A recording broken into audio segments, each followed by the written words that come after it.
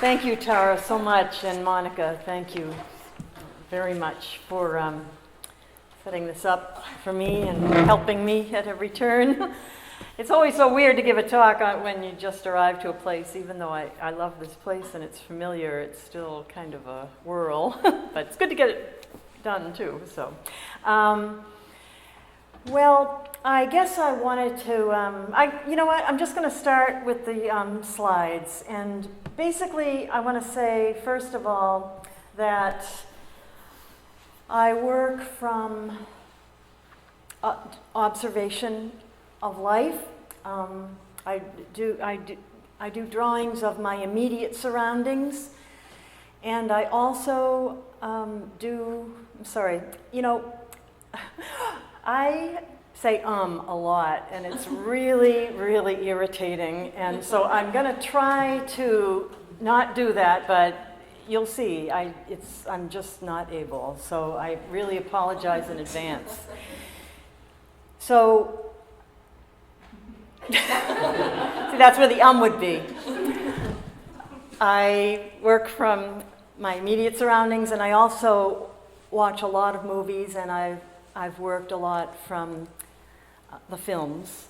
And when I was a student at Brown, I was studying something that was the program was called Art and Semiotics, and there was a studio component, and the semiotics part of it now they refer to as culture and media studies. And it was reading a lot of theory and studying film. And back in the old days when I was at Brown, which was in the 80s, it was before DVDs, and we didn't really even have that really ready access to videotapes even so much. So when we watched films, we watched them in the dark, and they were projected from a chattering film projector, and we got to see them twice. And that was all, and then we had to write about them. And so I got used to writing and drawing images and text just like a maniac in the dark, and sort of keeping my place with my finger while my eyes were on the screen. And so that sort of hand-eye coordination became something that I grew pretty adept at, and it was just this idea of working from images, but also working from sound, I think that's maybe where I started to develop that practice. A lot of times now in my work, there'll be a combination of figures and objects and text, and the text that you see in my drawings and my works on paper it's usually overheard ambient sounds. So it might be an interview on the radio, or it might be lyrics from a song, or it might be a conversation I'm having with someone on the phone. It could be any number of things, but the notes, the handwriting has to do also with a kind of observation, but an observation that has to do with hearing instead of sight. So there's sort of a combination of that in my work. Anyway, I'm going to move forward and show you something that I did a couple of years ago. This is an example of work that I do when I travel. It's something that I have with me at all times. It's basically a folded piece of paper that I fold up kind of accordion style, almost like those moleskin, Japanese accordion fold-out books. But I just use a piece of paper and I fold it up and I stick it in my purse. And I just, so I'm always traveling with a drawing. When I do these drawings, I don't really think of them as art in the moment that I'm making them. In fact, maybe they never become art. Instead, I think of them as a kind of way that I collect data. And so this was a piece actually that I think turned into art eventually, but in this piece, it started on the left. I was in Los Angeles and I was traveling back to New York, and I was drawing the wing of an airplane, and then I was this stuff in here, that sort of rectilinear thing just above the Qantas sign is, just sort of, I was sitting at the gate waiting and just drawing that really boring kind of windows of Mont Blanc and Hermes and whatever shops are at the gate. And then eventually I started to find some trash in the street that I really loved, and I started to collect, and So I started to put that into the drawing. It really was just me drawing wherever I was, and I kept on adding on to it as I went. This particular drawing is in ballpoint pen and gouache, and it's about this wide. It's about this tall, and it's all folded up accordion style. I'll show you some details of it. Here is the sort of the right section of it, and you can see this is I'm taking some time with this piece just because I think it sort of maybe gives you a little bit of insight into my process. You know, like at that number 99 and that big starburst that was, you know, part of a package of like cashews or something. I ran out of room, you know, like the little tips didn't fit, so I added on another piece of paper. And when I run out of room, sometimes I don't just let the crop, you know, I don't just let the edge of the page dictate where it stops. Sometimes I add things on. Trash and, you know, and precious things, to me, you know, I mean, I understand the value of a diamond is worth more than a paper laundry ticket that I get, you know, from getting shirts laundered. But to me, they're equally important when I draw them.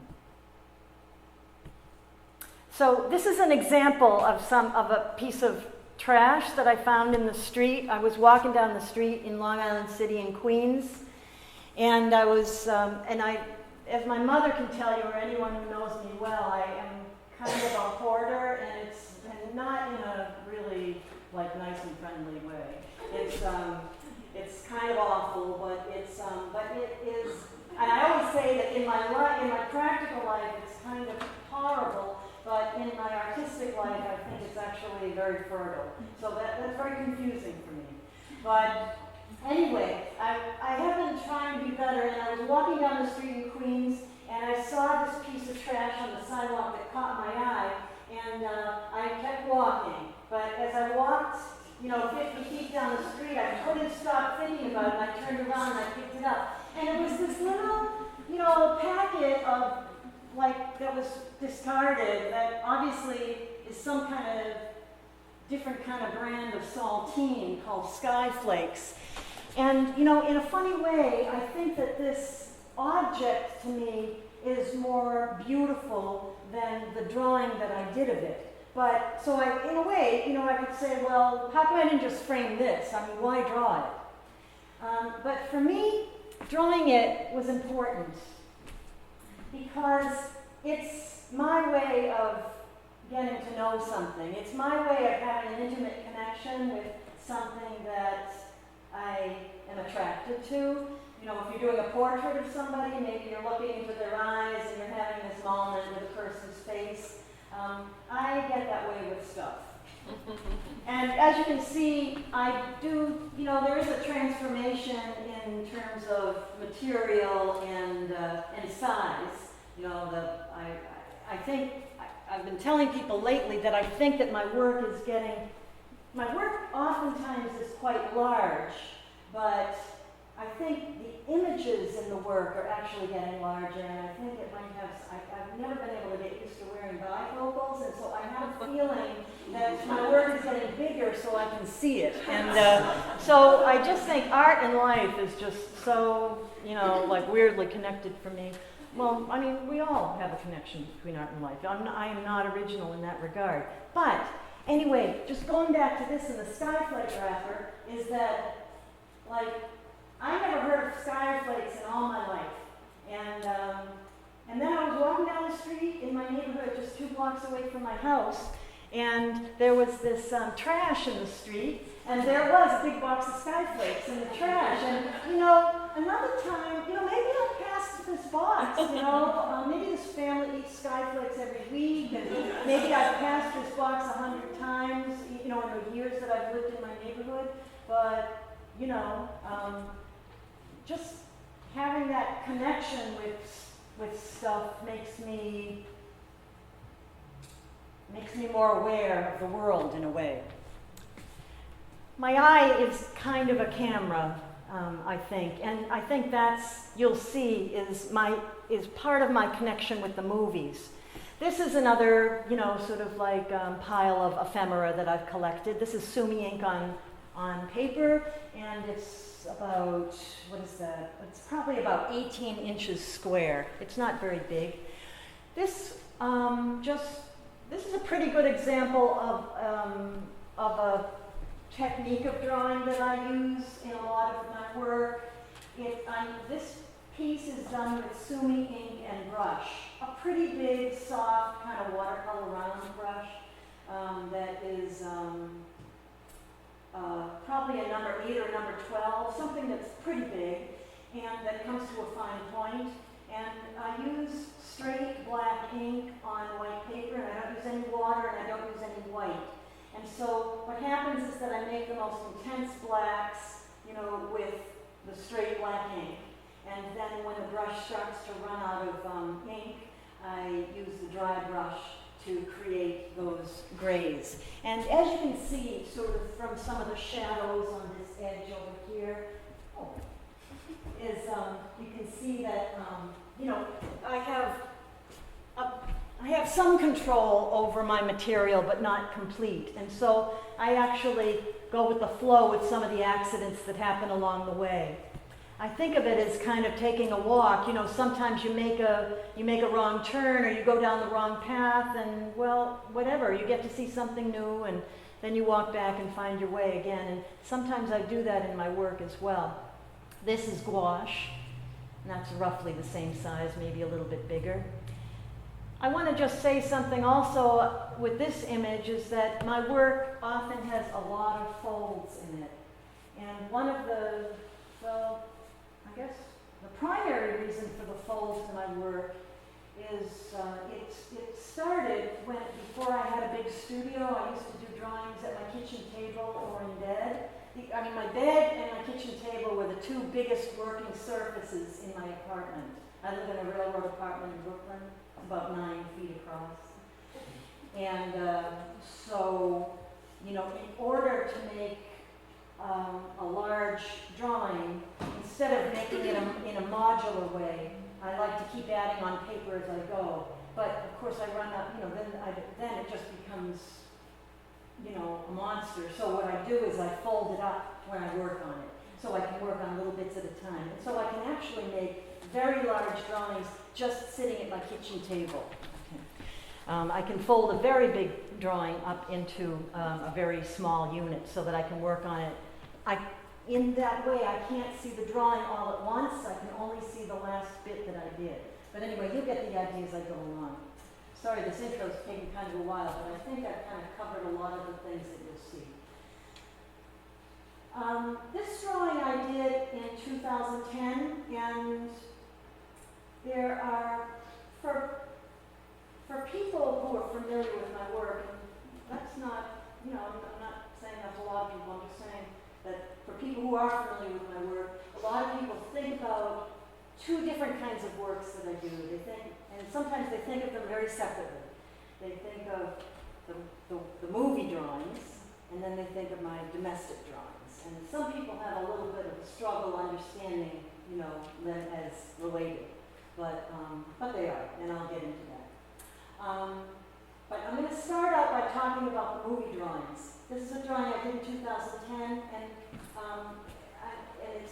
it's a drawing that I'm going to talk about a little bit later that is basically a combination of lots of different shots of a movie camera from a movie called My Reputation from 1945.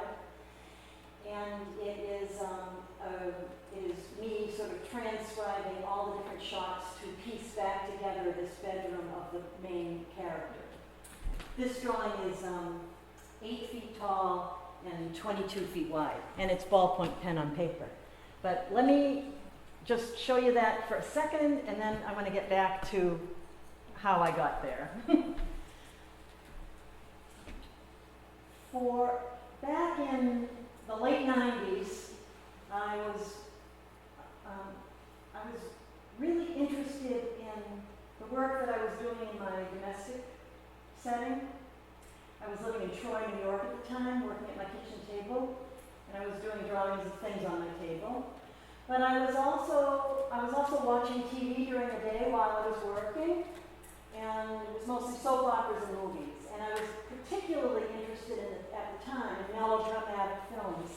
I was interested in, sort of the films with Betty Davis and Joan Crawford and Lana Turner. I was very interested in the way that Hollywood represented women and their plight.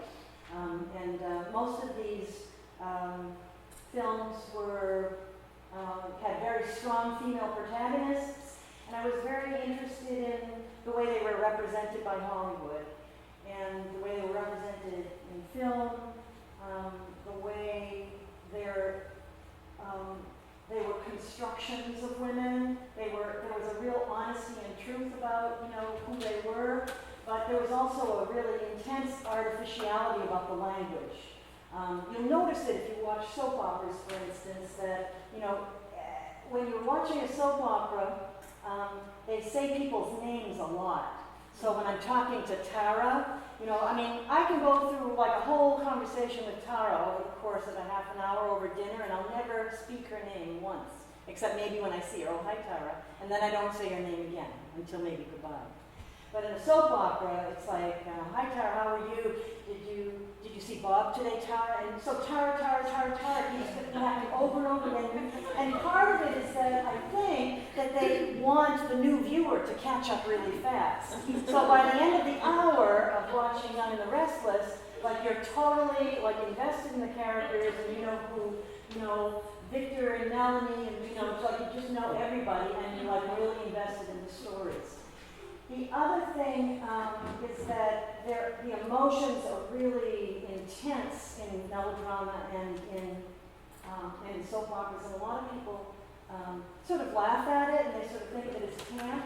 But I've come to look at it, somehow I'm moved by it, and I think that there's something about it where, like, it's a language that we don't speak in everyday life, but in the theater or in a movie or in TV, they have to say stuff out loud because we can't read their minds.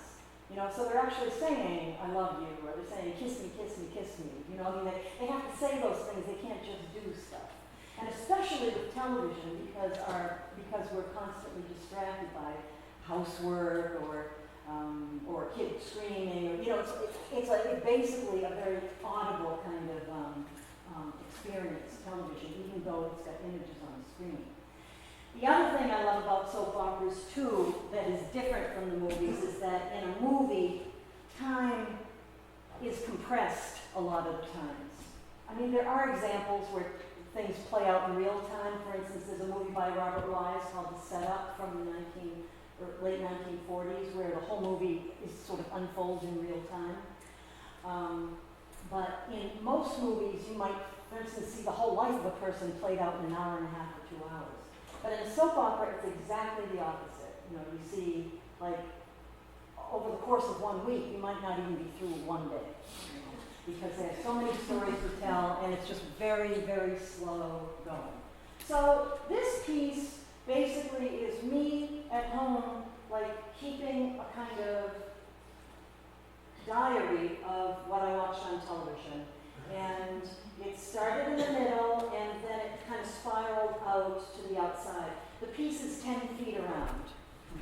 And I started quite small. Now, here in the middle, right in the middle, like up, you follow this line all the way up right to the center where the cross and the folds are. It was a square piece of paper, and I did a whole bunch of those things. I drew them in real time, no freeze framing in this piece. And I was doing a whole bunch of these drawings just of women and the things that they said. And I got to a point, and I thought, this isn't really doing it for me. Anyway, I started to do this drawing. See that woman on the left, right up there? She was this really tough girl named Valerie from Beverly Hills 90210, and she was like wearing this great outfit with like this leather vest and jeans and like some cowboy boots, and I ran out of room and the boots didn't fit, and so I thought, okay, I got to add another piece of paper onto it. And so once I did that, it's like, oh, this drawing can just keep on going. It doesn't have to be 11 by 14 inches. It can be whatever I want it to be. I changed the format from a square into an oval, and I just started spiraling around. I did a whole bunch of these drawings like that. This one is 18 by 24 inches. It's called Bad Blood. It's ballpoint pen and gouache. The thing about ballpoint for me at the time is that I was working in my kitchen. I was drawing from the TV and from my kitchen table. And there was something about the ballpoint pen, not just as just some art tool, but what I liked about the ballpoint pen is that it's a domestic implement, or it's an implement that pretty much everybody who writes uses. It's something for doodling, it's something for scribbling, it's a material, it's an art, you can make images with it, but it's mostly known for making grocery lists and keeping notes. And so I really liked that kind of ordinary quality about the ballpoint pen, and I did a lot of these drawings like this. People ask me, when I used to talk about the work, people always would ask me this question, it's like, well, how come you always draw women? I mean, in a way, I kind of thought it was a crazy question because, you know, like, how come, I mean, I'm a woman, it's my experience. But anyway, at a certain point, I sort of gave it up and I said, you know, you're right. Like, how come I only draw women? So I thought, I'm gonna put away for this drawing the melodramatic films that also are sort of known as women's pictures, and I'm gonna look at men's pictures. And I wanted to look at westerns and crime films and film noir and science fiction and what else is in there? All prison films, like up in the upper left-hand corner, you know, you can see the sort of panopticon from a prison picture. I think it's from something like Brute Force, and you know, maybe the architecture of a bridge, you know, from some like overpass, you know, where someone's getting killed. And right here is, you know, the belt buckle of shame from the Western Shame. Here is like a corridor from Fantastic Voyage, and then the rear lights of Alain Delon's car from Jean-Pierre Melville film. So this thing is, you know, jam-packed with men and the things they say in those kinds of movies. And you know what, it was really exciting to do this piece because I understood that the language of these pictures was really different from melodramas, but it was just as exaggerated. You know, it was very aggressive, and again, it's like a kind of caricature of the way that men speak. I did a whole bunch of those drawings with people and the things they said, the hairdos, the outfits, the decor, and it was all sort of, not literally collaged, but had a kind of collage aesthetic to it. And at a certain point I thought, you know what, I've done enough of this, and I don't know what to do next. And so I started to think, one of the things about melodrama that, like, I thought was one of the things that I observed about it is that a lot of the times melodramatic films take place indoors, and it's usually the home.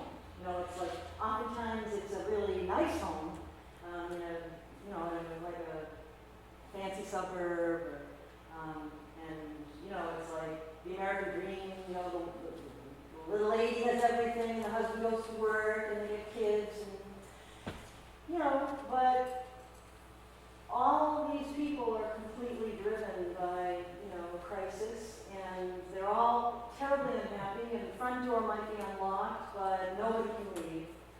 And for a while, I kept thinking, yeah, you know, women are trapped in this home, you know, and then I thought, you know what, they're all trapped. You know, the men are trapped, the women are trapped, the kids are trapped, and everybody's miserable.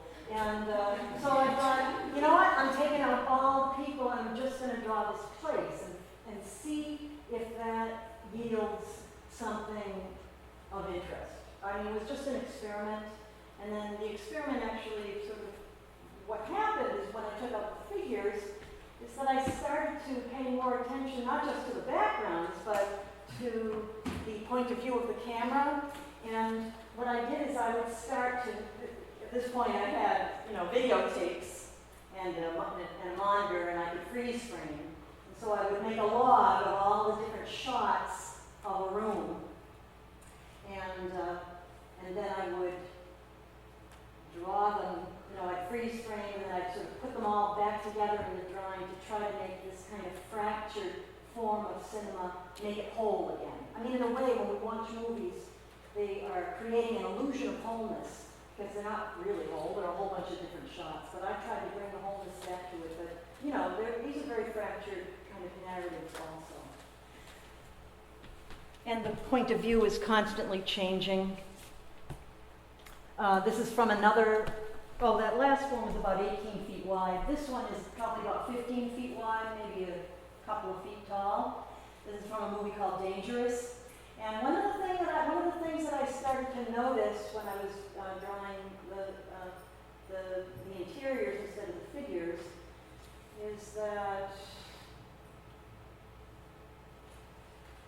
the Hollywood and the cinema doesn't only represent types of people, but they also represent types of places. And they kind of, a place is a kind of text.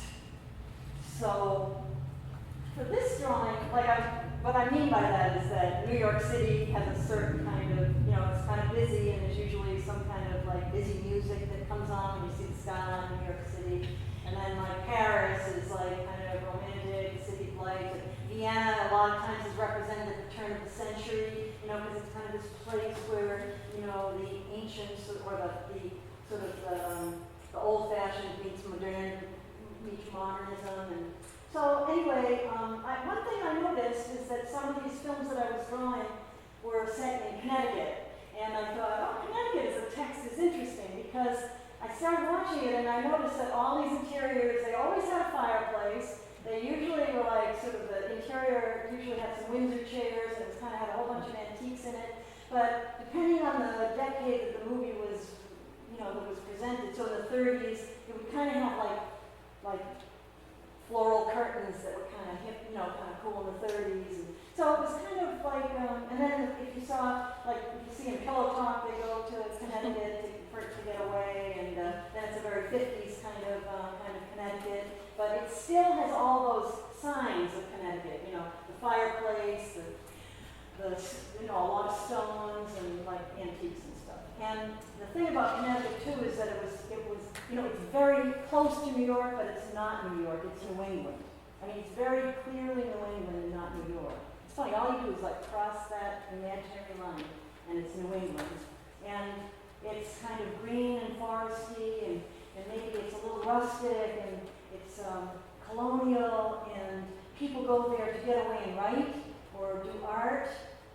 They go there to be creative, but they also go there to have love affairs, and it's just this place that is someplace else. And so that interested me.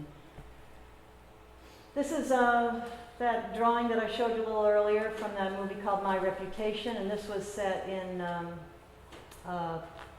Lake Forest, which is on the North Shore of Chicago. And then this is from a movie called Sudden Fear. This is called Adjoining Rooms. And in this film, Joan Crawford plays the protagonist, Myra Hudson, and Jack Palance is her husband, Lester. And they each have bedrooms, separate bedrooms that are adjoined by a closet. And so this is a drawing of the two bedrooms adjoined by a closet. And you can tell who the queen is of this film, because this bedroom on the left is so developed, and then Lester's bedroom is really kind of simple and geometric and not too well developed. I wanted to just show you this to give you an idea about the size of my work. Sometimes when I do slide presentations, people say, yeah, I know you said it was 45 feet long, but I didn't really get it, but this is this kind of might give you a little bit of an idea about how the pieces kind of are large. This piece on the left is 10 feet tall and 45 feet wide. This is at the Saatchi Gallery in London. So this is the piece that you just saw that was on the left, and it's called Travels with Myra Hudson. I was invited to be in a show in a space in San Francisco, and I wanted to do a new piece for the show, and they wanted a big sprawling piece that they of mine, and so I thought, okay, I'm going to do something that's set in San Francisco, that I'll show in San Francisco. And I'd never been to San Francisco before, so I was very excited to do this.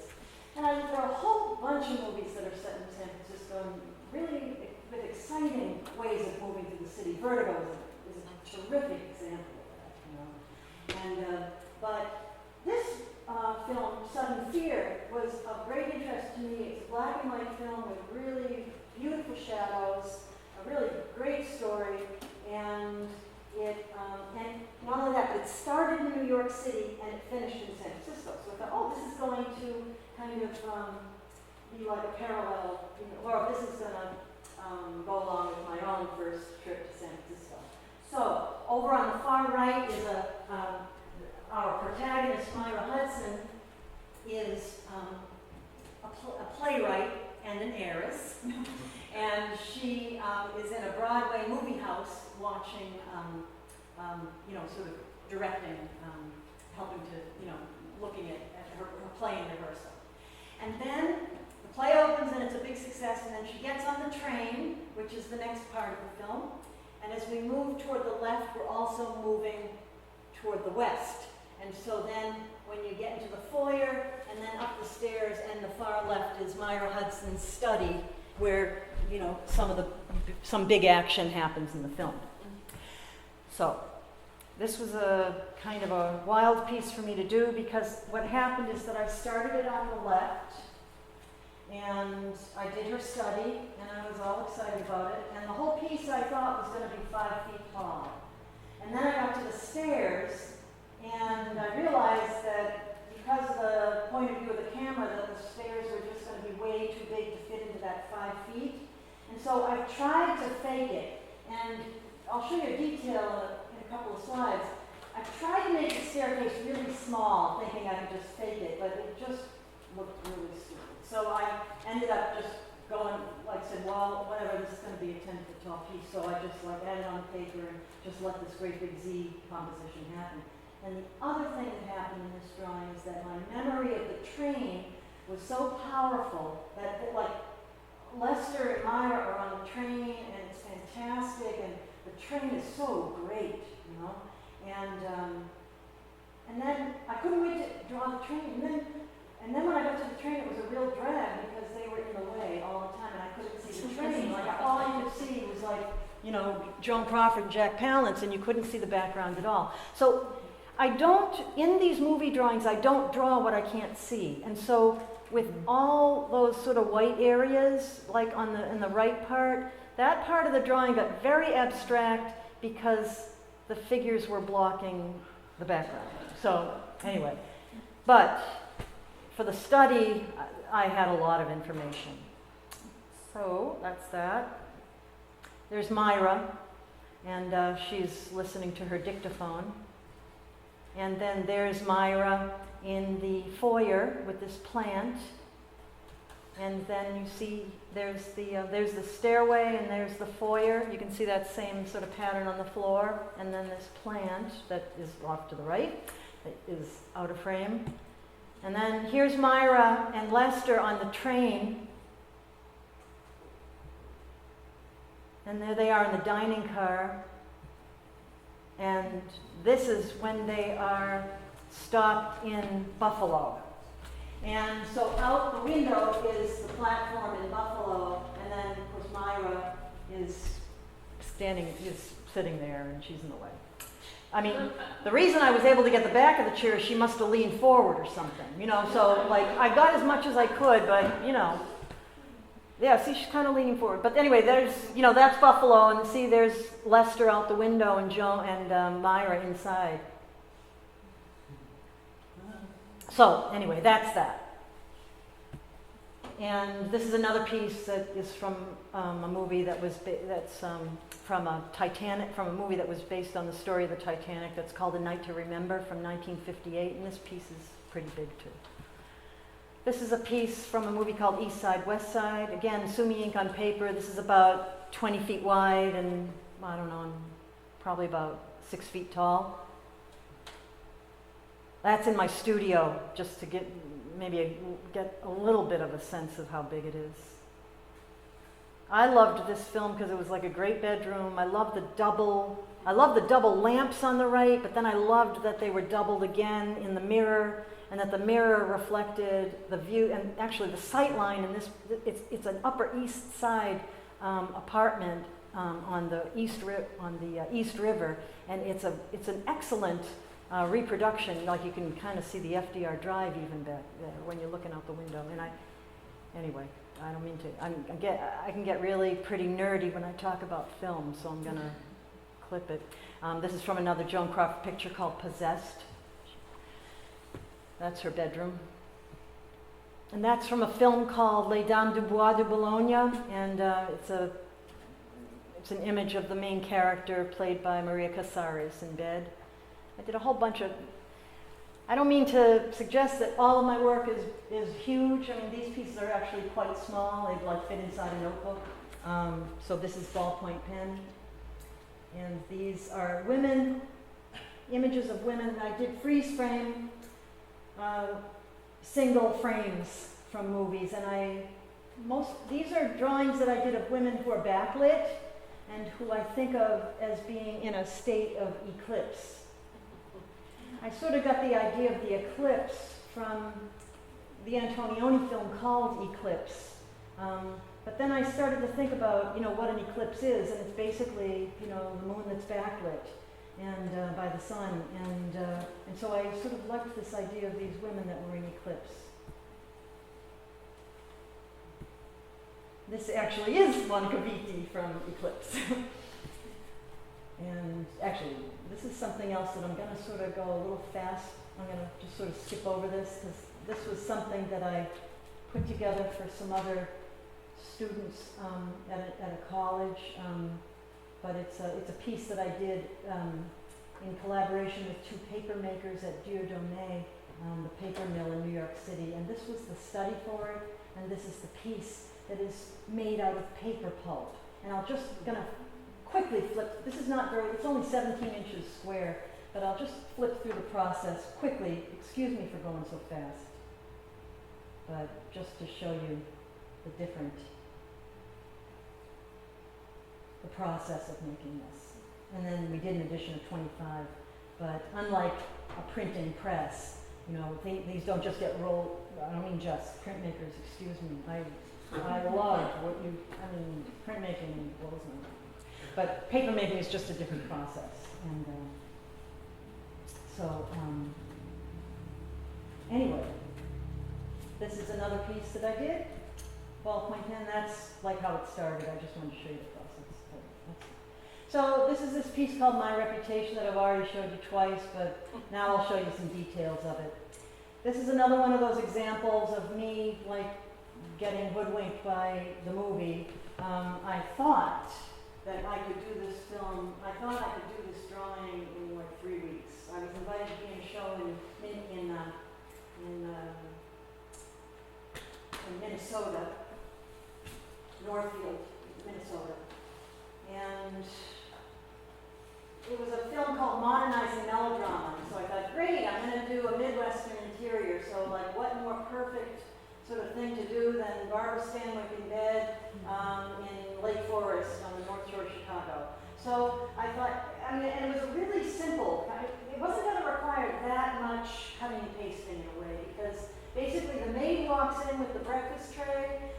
She looks across the room. You see Barbara Stanwyck in bed. She puts down the tray. Barbara Stanwyck stands up and walks to the bathroom and washes her face in the sink. So simple, right?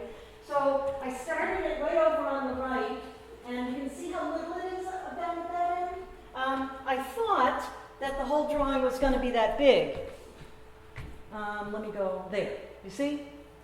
But what happened was that, a movie camera does not just move like this. A movie camera also goes like this, and then it goes like this. And so basically it's looking across the room, and then it comes into tower up close, and it's and then all of a sudden Barbara Stanwyck's head is as big as the whole wall. So I thought, well, okay, I should never have done this in ballpoint pen. I should have done it in soulier. Ballpoint pen is going to take forever, but let's just do it. instead of taking 3 weeks, it took a year, and it wasn't in that show. I had to use something else. So, but that's okay. And then over here on the left, you know, again, just like Joan Crawford on the train, Barbara Stanwyck is in the way, and so, you know, she bends down to wash her face in the sink, and I loved that moment because I could see the mirror and what was behind her, you know? So it was great. I love mirrors because they give you another space. So, and see that closet over there with all those, like this closet over on the left? I had originally had a different view of the closet from another part of the film, and then I really didn't like the way it looked, so I ended up taking this more oblique view of the closet, and so I cut out like this great big thing that I'd already done, and then I thought, you know what, this can be another drawing, so let's do another one. So this is another drawing that came out of a mistake that I did in the first drawing, that's sort of more frontal. And then I did another drawing, you see above her head, above the headboard, it's white, but originally there was wallpaper back there, and I did it and it looked really, really bad. And so I cut it out and just made it white again. That's how I erase. I cut things out and then paste in some paper behind. And so what happened is that I thought, well, I like that little section, so I decided to do it again, but, you know, find out what it would look like with the wallpaper, so. And then this movie just keeps giving and giving. It just keeps giving me more stuff. Beautiful interiors in this film. It's a film not many people know, and it's just a beautiful film about grief and finding new love. I know that sounds corny, but it's real and wonderful and really great. Anyway, this is my domestic world, and I was doing movie things, and I just thought, you know, I gotta address my own world too, you know, sort of the fictional world and then the real world, you know. But then, you know, when I worked in my real world, it's like, you know what, that's a fiction too. I mean, it's my truth, you know, but it's my subjective truth. And so it's just as much of a story as anything that we write as film. I mean, I think documentaries are as fictional as constructed fictions, you know. I mean, documentaries, I mean, they're telling a truth, but they're editing it and they're framing it in their own subjective way.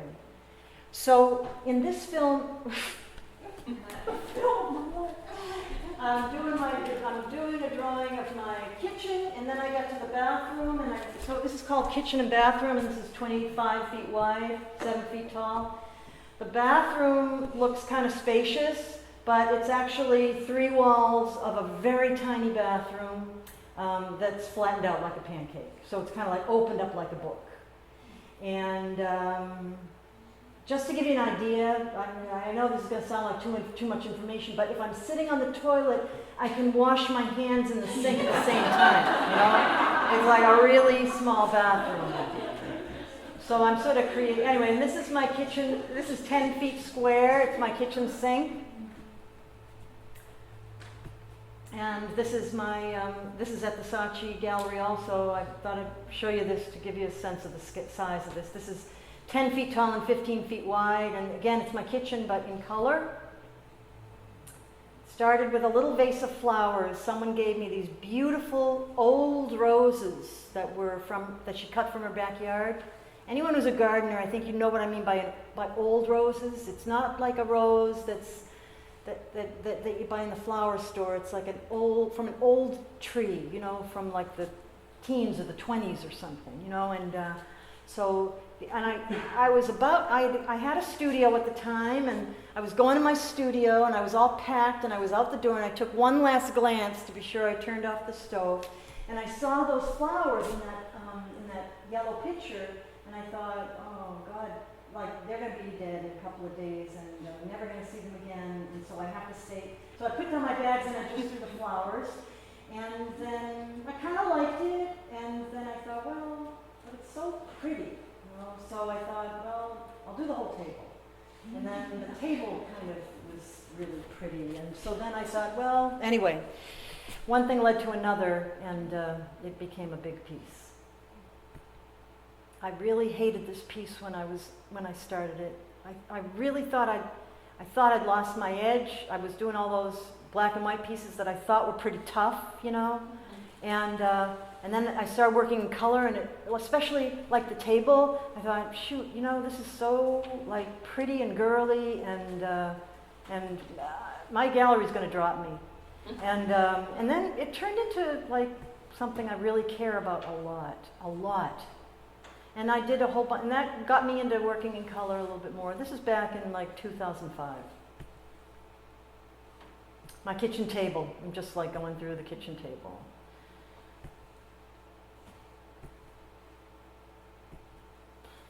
This one I did last year. This is pretty big. It's about 4 feet tall, and it's ballpoint. This is not very big.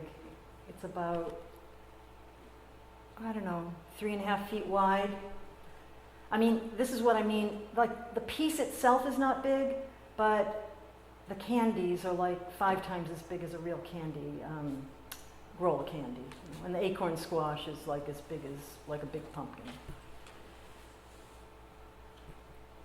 This is a book cover that I did for a magazine cover that I did for a literary magazine called Fence. You can see right down the middle, you can see the spine of the book. This is, you know, this is the gouache drawing of it.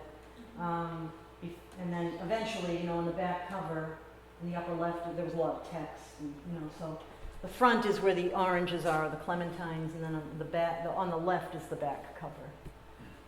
And these were pages from the book. Okay, so I want to look at my watch because I know I've got only 10 more minutes before I've used up my hour. So I'm trying to be mindful, but anyway, I hope I'm okay. This is a piece. The next few pieces I want to show you are pieces that I've very recently done, and I have never shown these pieces except to people in my studio. And I think these are going to be I'm having a show at Pierogi in February, and I think these are going to be the basis of the show at Pierogi. I'm very excited about them, but they're pieces that I don't really understand them, I have to say. Now this is just the beginning of the piece. I want to show you the piece in progress. You know, I should have stopped here because it's probably better but it's not better, but it's okay. But, you know, we all go through this. You know, we reach certain points in our work and it's like, oh, I don't want to touch it anymore because it's perfect, you know. But, you know, then I did this and it's like, shoot, that looks awful.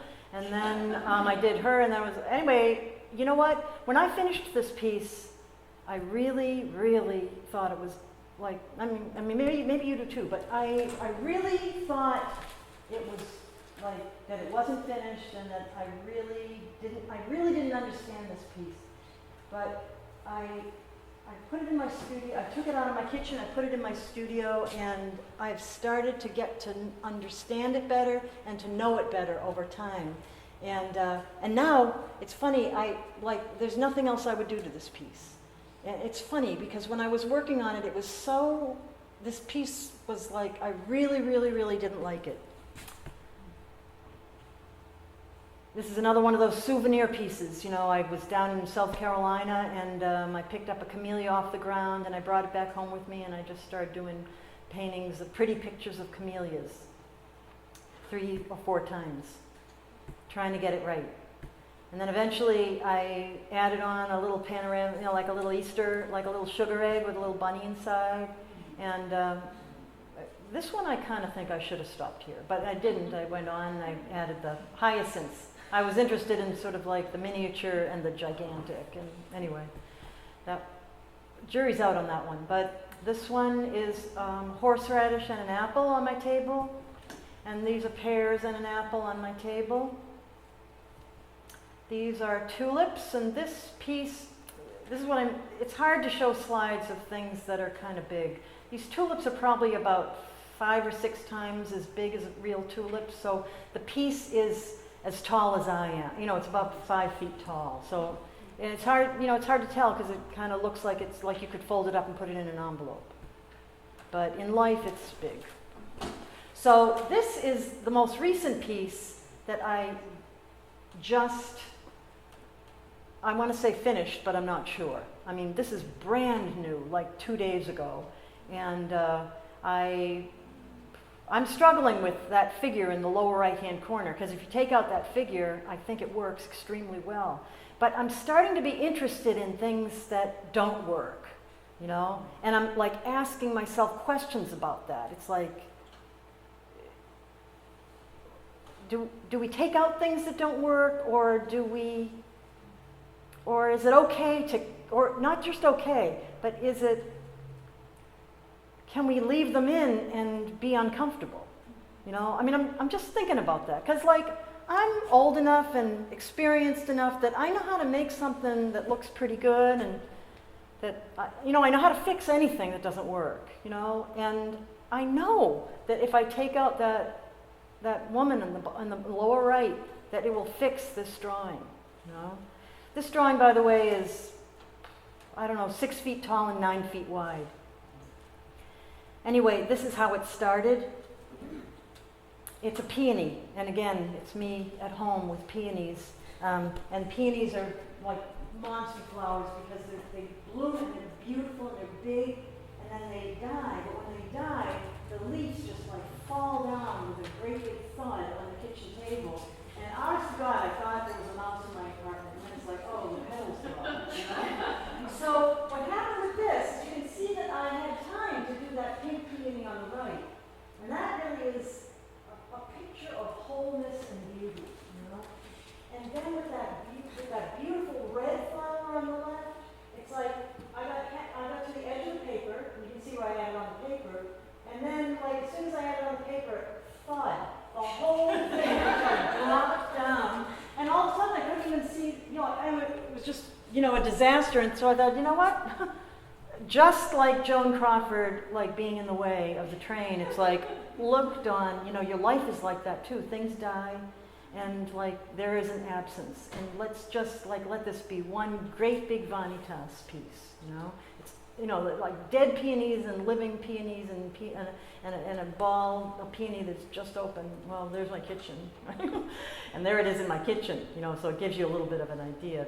And then eventually I brought it to the studio and hung it up, you know. So, and this was my first version of Sylvia Sidney in the lower right, but I didn't like the way that she came out, so I cut her out and I tried it again.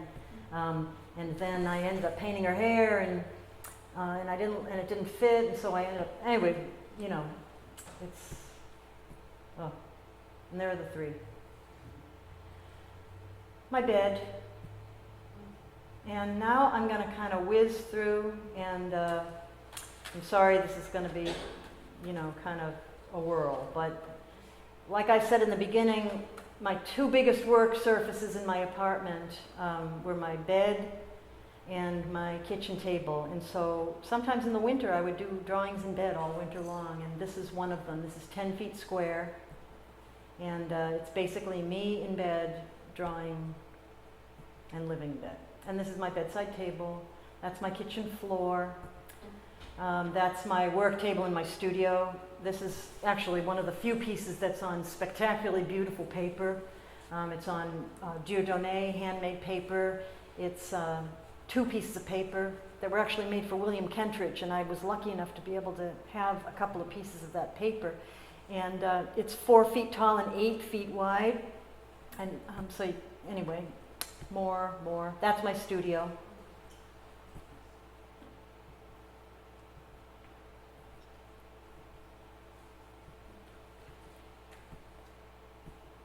I'm sorry, this is just going to be a picture show now, and I'm just going to shut up because there are too many to talk about. This is a modular piece that I did in Rome. This kind of got me into thinking in a more modular way, doing a drawing every day and letting it just add up over the course of 45 days into something else. These are hyacinths. And this is another modular piece that I did on very good paper, also from Dieu of the desk in my studio. Oh, this is a residency in Belgium. I want to skip through that. Excuse me. Those are cool pictures, but, you know, enough is enough.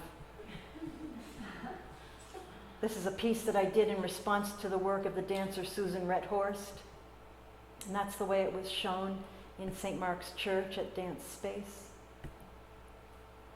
She's a dancer who choreographs her work at home, and she brings all of her furniture from her home into the performance space and does the dance, you know, sort of working with daily kind of gestures. And they invited me to do a piece in response to her work because of my own personal practice of working in my own personal domestic space. You know, it's funny, I have a great big studio now, but I still so often work at home because I work from life. This is another piece that I did of Susan Rethorst's work in color. This is the work of Mark Luthold, a brilliant ceramist, and we were working on a collaboration. We're actually going to have an exhibition of our collaborative work at Bates College Art Museum in January up in Lewiston, Maine. And I wish I had more. This is a whole other talk, is this stuff about Mark. But anyway, I would do drawings, and then he would make sculptures based on my drawings, and then I, in turn, would do drawings based on his sculptures of my drawings. So it was a kind of conversation. So you can see this drawing, which is quite small. From this drawing, he made this sculpture in glazed porcelain. This sculpture is just beyond beautiful. That's what I did in response to the sculpture. And that's my studio table with Mark's sculpture. And I built this particular piece in a modular way. Every day I did 2 drawings a day of this work table. You can see the back of it. It's all separate pieces that were all glued together. It's called Table of Work. And there it is in my studio as it's growing. That's, yeah, it gives you a sense of the size. And there it is as it was installed at Pierogi. And then last summer, I was in a residency in Italy called Civitella Ranieri. That's just heaven. And I got there, and again, me and beauty are kind of, it's a troubled relationship, you know, because I think it's too pretty. And so I got to Umbria, you know, and to this castle, and I just thought, you know what, this place, I don't even know what to do, because, like, it's beautiful, and I don't know what to do. But, you know, I do what I do, and it's just respond to what's in front of me, and I really didn't have very high hopes, but I should know by now that, you know, as long as I'm honest and to what I'm experiencing, I don't know, even if it's not good, it's honest, you know, and that means something to me. So this is, I lived in that, they let me live in that house on the left, and then my studio was in that tobacco drying shed. I put shed in quotation marks, over on the right. And that's the tobacco drying shed, no longer, it's been made into a studio. There was a big tobacco industry in Umbria. Those are where you dry the giant tobacco leaves. But anyway, so I started to work in there, and I did a drawing. See, I mean, it was just beautiful there. Like, everything was beautiful. You ate beautiful things, and I mean, it's kind of like that here. So I just drew the bounty. And this is pretty big. It's about 5 feet wide. I mean, look at, yeah, just flowers and fruits and rubber bands. And then every night before I go to bed, I do a little 10-minute drawing of shadows on my wall. So I did a bunch of those, and then I did a drawing of a cantaloupe that actually is 3D. And then, so I'm going to finish with this. Every morning I'd take a long walk every morning, and then at 10 o'clock or 10:30, I'd sit down on the lawn and do a drawing of a little patch of the lawn. I was really moved by the grass in Italy, and what it reminded, you know, for like ever since I was much younger, like in art history class, I remember being astounded by the grass in the Frangelico paintings.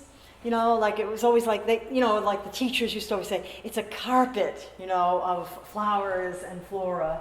And I always thought, wow, it's really beautiful, and it must be symbolic, you know, it's full of like flowers that must mean something in Christianity. And You know, it's like, wow, this is, I mean, really, again, it's looking past the figures, like look past Jesus and Mary and Gabriel and, you know, and just like look at the, like, what he painted, that, look what's framing them. And Norman Bryson wrote this great book called Looking at the Overlooked, 4 essays on still life, and it's just like looking past the figure and looking at what is framing the figure. And so, anyway, I always loved those lawns, and then I got to Italy, and it's like, damn, the lawns really look like that. He didn't make it up. So I said, I'm going to do a lawn. So every day I'd go and I'd do like a little drawing of this, and I had to, you know, lawns are big, you know. So after the first day, I realized that I didn't know where I was the day before. So I said, okay, I got to, you know, sort of like put some paper around it, and you see, it's sort of weighted down with stones. So anyway, this was the first day, and I started like with one of those little sort of chamomile flowers. Okay, so, and I got to say that a little patch of lawn is a world. It just kind of floored me. So over the course of 23 days, I'll show you, I took a picture of it every day just so you can see my little sort of primitive animation of the development of this drawing.